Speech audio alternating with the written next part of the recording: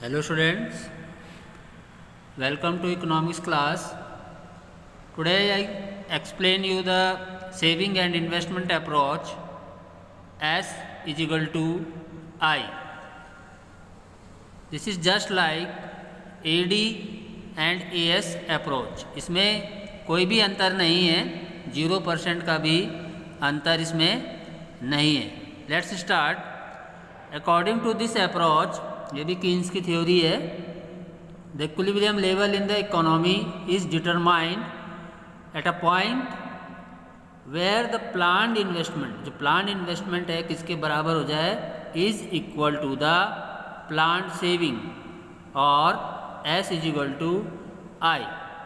Clear? Planned investment equals to planned saving.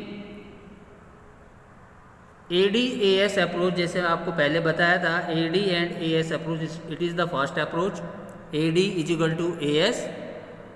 AD को हम consumption plus investment लिखते हैं, वहीं AS को कंजम्पशन प्लस सेविंग लिखते हैं. हियर यू सी, जैसे दोनों साइड से आपके कॉमन कंजम्पशन आपका कैंसिल हो जाएगा, कैंसिल कर दिया, एंड रिमेनिंग आपका इन्वेस्टमेंट इक्वल्स टू सेविंग बच जाएगा. तो आप यहाँ देख रहे हो कि दोनों आपका इक्वल है. AD AS approach is equal to I is equal to S approach, investment saving approach, both are same. Now here is the schedule, IS approach schedule. Same वैसे ही बनाया है हमने, सेम आपकी वैल्यूज़ इसमें पुटअप की गई है. Y income, C consumption, S saving, I investment. AD aggregate demand is equal to consumption plus investment, and aggregate supply is equal to consumption plus saving. Same figure आपको लेनी है इसमें ताकि आपको याद भी हो जाए.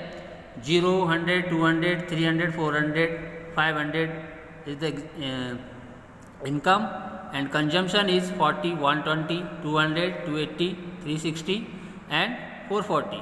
80 का हमने इसमें डिफरेंस लिया हुआ. Now saving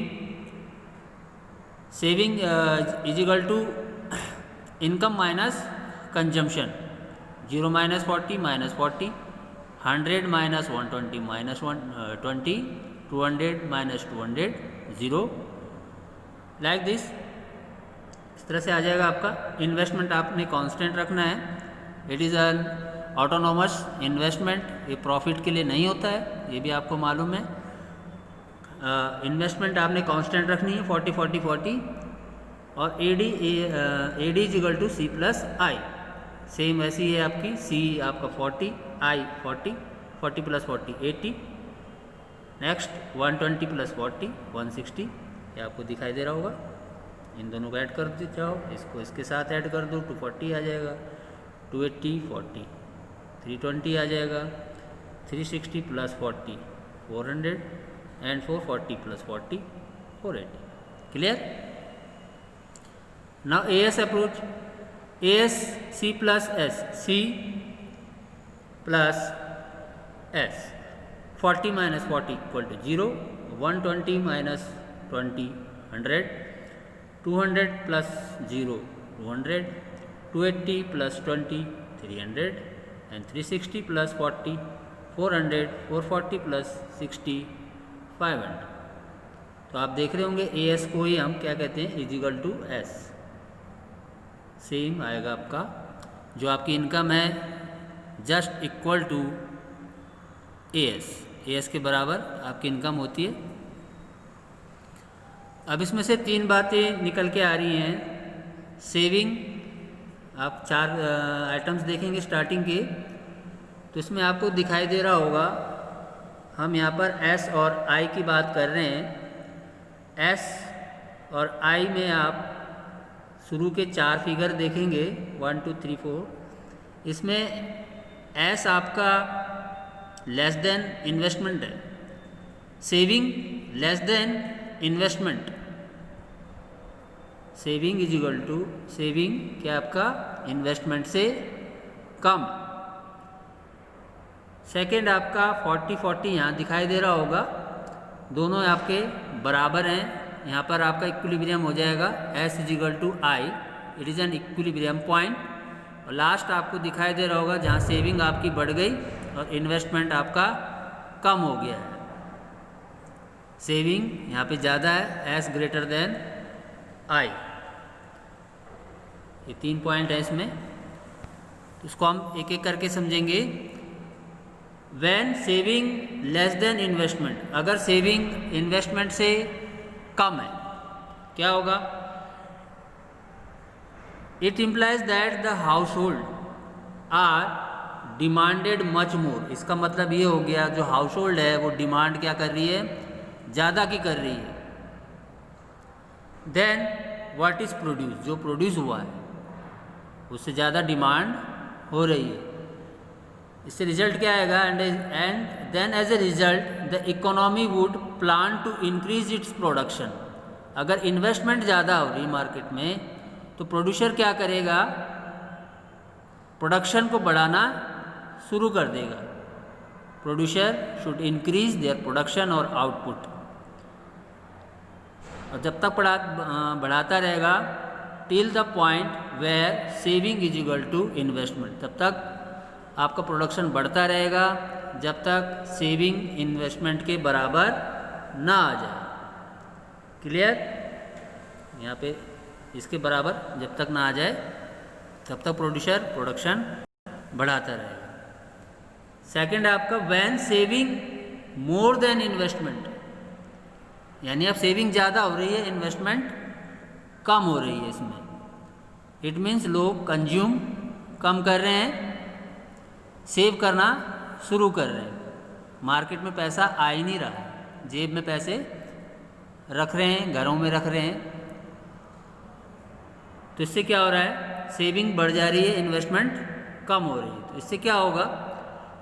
it means that the household are not consuming as much as the firm expected. इसका मतलब ये हुआ कि जो हाउस होल्ड है वो उतना खर्चा नहीं कर रही है जितना कि फर्म सोच रही है।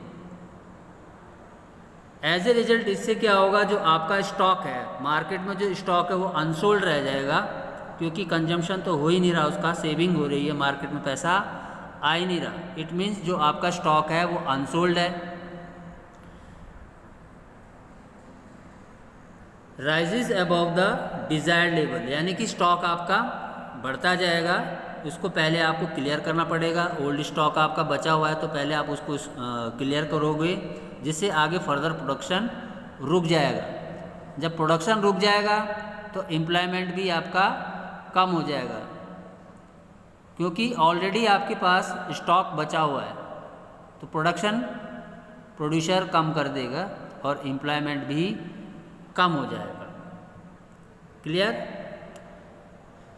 The unwanted stock the economy would plan to reduce the level of production. तो क्या करेंगे? जो प्रोड्यूसर है वो प्रोडक्शन को कम कर देगा जब तक S इज इक्वल टू आई ना आ जाए। क्लियर? डायग्रामेटिक प्रेजेंटेशन आप देखेंगे, आपका y एक्सिस पे I एंड S और इनकम आपकी x एक्सिस पे आ जाएगी। इन्वेस्टमेंट आपका कांस्टेंट है, ये इन्वेस्टमेंट लाइन जा रही है आपकी कांस्टेंट है I, और ये जो लाइन जा रही है आपकी सेविंग लाइन है, नीचे से जाएगी, ये नेगेटिव है, आपका मालूम ही होगा आपको, नेगेटिव डिस सेविंग जिसको कहते हैं।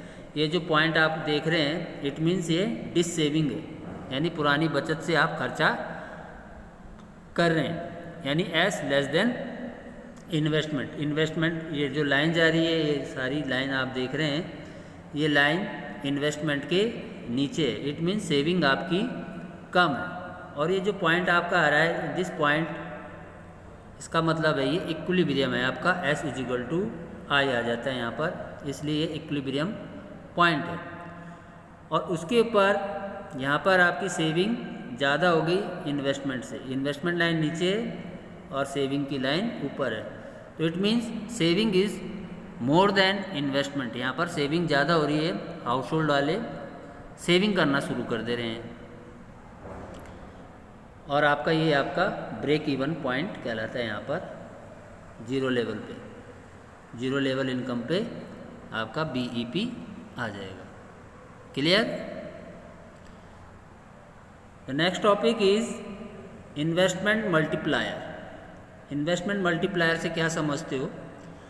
It refers to the number of times by which the increase in output और इनकम को बढ़ाना। इन्वेस्टमेंट से जितना ज़्यादा आप इन्वेस्टमेंट करेंगे उतनी ज़्यादा आपकी इनकम होगी। क्लियर? जैसे माना आपने इन्वेस्टमेंट किया, 1 लाख का इन्वेस्टमेंट कर दिया और आपकी इनकम हो गई इन्वेस्टमेंट करने से जो चेंज आया आपका 3 लाख का आया। तो इन्वेस्टमेंट मल्टीप्लायर का जो फॉर्मूला होता है वो आप समझाऊंगा अभी, K equal to change in income upon change in investment. अगर हमने 1 लाख की इन्वेस्टमेंट की और 3 लाख का, जैसे अभी बताया था आपको 3 लाख, तो उसकी इनकम कितनी बढ़ जाएगी प्रोड्यूसर की? 3 टाइम्स बढ़ जाएगी। ये कट जाएगा आपका, तो 3 टाइम्स आप देख रहे हैं उसकी इनकम बढ़ जाएगी 1 लाख की इन्वेस्टमेंट करने से। जितना ज़्यादा इन्वेस्टमेंट कर देंगे इनकम उतनी बढ़ती जाएगी। इसे समझो। It refers to the number of times by which the increase in output और इनकम यानी delta Y exceed the increase in investment, it means delta I. It is measured as the ratio between change in output और income and change in investment. कितना change आया income में investment के करने पर, इसको हम K से डिनोट करते हैं। क्लियर? और K multiply by change in investment equal to क्या आ जाएगा आपका? Change in income. इस क्रॉस मल्टीप्लाई हो जाता है यहाँ से, इसके इससे मल्टीप्लाई कर दोगे तो क्या आ जाएगा? K multiply by change in income, change in investment is equal to delta Y. और दूसरा फॉर्मूला भी है इसका, K is equal to 1/1 minus MPC। ये भी ध्यान रखना आप, एक और फॉर्मूला है। और K is equal to 1/MPC। 1 minus MPC को हम MPS भी लिखते हैं ऐसे, MPC plus MPS is equal to 1 होता है। तो क्या होगा? 1 माइनस MPC आपका MPS आ जाता है। क्लियर? ये फॉर्मूला मैंने आपको पहले बता रखा है।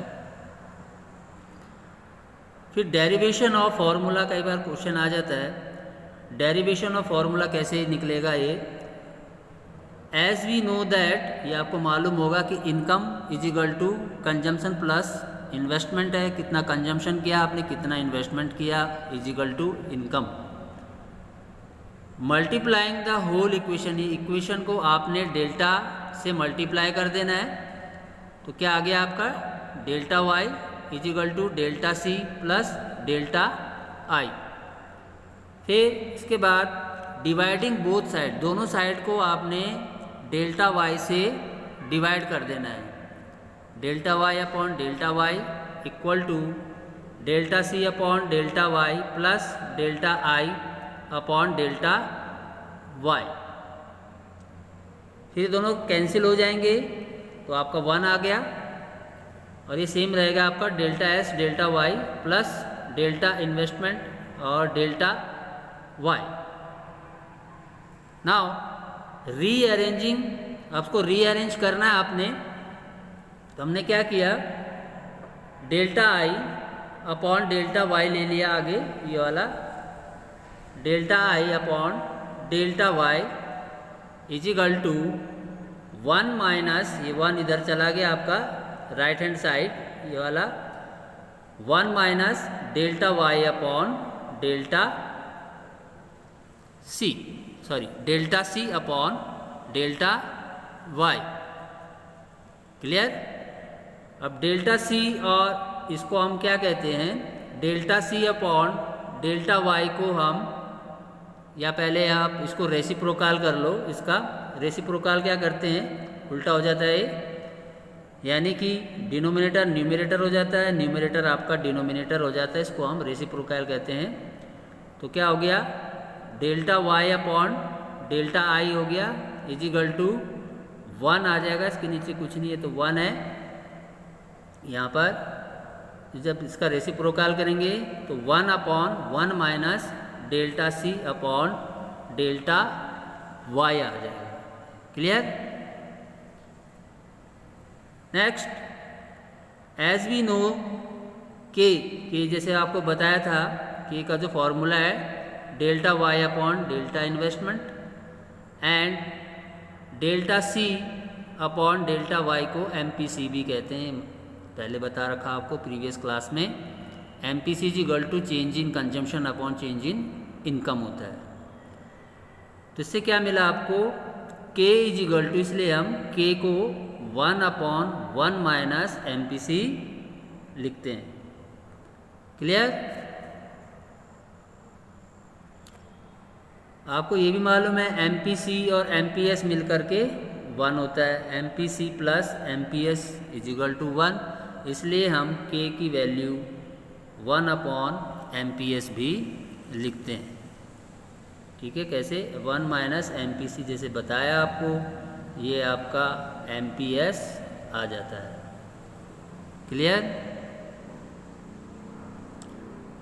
Now maximum value of multiplier कैसे आएगा, जितना कम आप इन्वेस्टमेंट करोगे उतनी आपकी इनकम बनती है। The multiplier can have the maximum value कब आएगी, ये ध्यान रखना, if MPC is equal to 1, अगर एमपीसी 1 है तो मल्टीप्लायर आपकी मैक्सिमम होगा, यानी इन्फिनिटी तक जाएगा आपका। कैसे, K is equal to 1 upon 1 minus MPC, ये फॉर्मूला है आपका। तो एमपीसी 1 है, यहाँ पर 1 माइनस 1 कर दिया आपने, तो 1 अपॉन 0 आ गया। इट मीन्स आपकी जो इन्वेस्टमेंट है, इन्वेस्टमेंट मल्टीप्लायर आपका इन्फिनिटी है, मैक्सिमम। वहीं दूसरी तरह, the multiplier can have the maximum value if MPS is equal to 0, अगर एमपीएस आपका 0 है तब भी आपका मनी मल्टीप्लायर मैक्सिमम होगा। As we know K is equal to 1 upon MPS is equal to 1 upon 0, ये वैल्यू दी हुई है इसकी। तो क्या हो गया आपका मनी मल्टीप्लायर इन्फिनिटी में आ जाएगा, that is the maximum level. Minimum कब आएगा, मिनिमम वैल्यू ऑफ मल्टीप्लायर कब होगा, the multiplier can have the minimum value if, ये ध्यान रखना, इफ एमपीसी बिकम्स 0, जब एमपीसी 0 हो जाए तब आपका जो मनी मल्टीप्लायर है वो मिनिमम होगा। कैसे, K is equal to 1 upon 1 minus MPC, 1 upon 1 minus 0, 1 हो गया, इसको कैंसिल करेंगे तो आपका 1 आ जाएगा, यानी ये minimum level of money multiplier है, इन्वेस्टमेंट मल्टीप्लायर है। Second point, the multiplier can have the minimum value, दूसरा आपका एमपीएस जब आपका 1 हो जाए, ऊपर वाले में एमपीसी इज इक्वल टू 0 था, इसमें अगर एमपीएस 1 आएगा तो इट मीन्स ये मिनिमम लेवल है आपका मनी इन्वेस्टमेंट मल्टीप्लायर का। 1 अपॉन एमपीएस, ये 1 आ गया, इसको कैंसिल कर देंगे आप, तो ये आपकी मिनिमम लेवल आ जाएगा। Now the relationship between MPC and multiplier, MPC और मल्टीप्लायर के बीच का आपको रिलेशन बताना है। If you put maximum value of MPC, अगर हम मैक्सिमम वैल्यू रखते हैं एमपीसी की, दैट इज़ 1 बताया आपको, we get maximum value of multiplier, उतनी ज़्यादा हमारी इन्वेस्टमेंट मल्टीप्लायर की वैल्यू ज़्यादा होगी, it means infinity. As against, इसके उल्टा देखें, if we put minimum value of MPC, minimum value यहाँ पे 0 है, we get the minimum value of multiplier, minimum value मिलेगी इसमें multiplier, that is 1। So it means क्या हो रहा है, सो पॉजिटिव रिलेशनशिप, इसका मतलब है एमपीसी और मनी मल्टीप्लायर में आपका पॉजिटिव रिलेशन है। So positive relationship exist between MPC and multiplier. It means when MPC increases, का मतलब है कि जितना ज़्यादा आप कंज्यूम करेंगे, जितना ज़्यादा मार्केट में पैसा लगाएंगे, उतना ही ज़्यादा आपका क्या होगा, मनी मल्टीप्लायर बढ़ जाएगा। It means when MPC increases the multiplier also increases and vice versa. ये आपको दिखाई दे रहा होगा, ये एमपीसी आपने इंक्रीज कर दिया तो आपका इन्वेस्टमेंट मल्टीप्लायर भी बढ़ेगा। Now the last one is relationship between MPS and multiplier, marginal proportional save और मल्टीप्लायर के बीच में क्या रिलेशन है। Same, if you put minimum value of MPS, minimum value of MPS आपको बताया अभी 0 रखते हैं, तो we get maximum value, maximum value आपको मिलती है, that is infinity. Second point is as against, if we get maximum value of MPS, maximum value जैसे बताया था एमपीएस का, अगर हम 1 रखते हैं, if we get minimum value of multiplier, इसका मतलब आपका मनी मल्टीप्लायर भी मिनिमम आएगा 1। क्लियर? तो इससे रिलेशनशिप क्या मिल रहा है आपका, हैंस इन्वर्स रिलेशनशिप है, ये उल्टा है, एक चीज़ घट रही है, एक चीज़ बढ़ रही है। It is the inverse relationship exist between MPS and multiplier. It means if MPS increases, जैसे जैसे आपका एमपीएस बढ़ रहा है, एमपीएस मनी मल्टीप्लायर क्या हो रहा है, इन्वेस्टमेंट मल्टीप्लायर डिक्रीजेस, मल्टीप्लायर आपका घटता जाएगा and vice versa. Clear? Okay, watch this video. Okay, thanks for today.